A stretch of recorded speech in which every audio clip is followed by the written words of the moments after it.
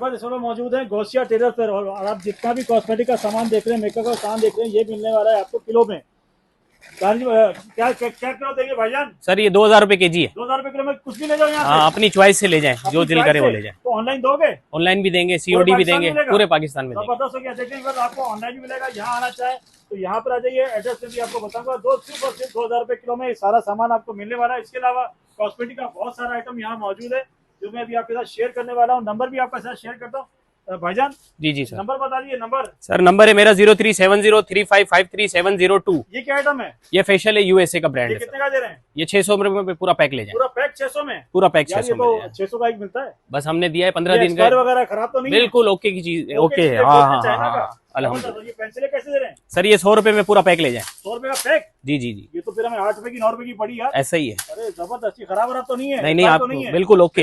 हाँ, चेक करके ले जाए। 037035533702। मौजूद कहाँ पर है हम लोग? हम लोग हैं कराची, गोल्डन मार्केट, लाहौरी शरबत वाली गली। ये पीली बिल्डिंग नजर आएगी आपको, गोसिया ट्रेडर्स।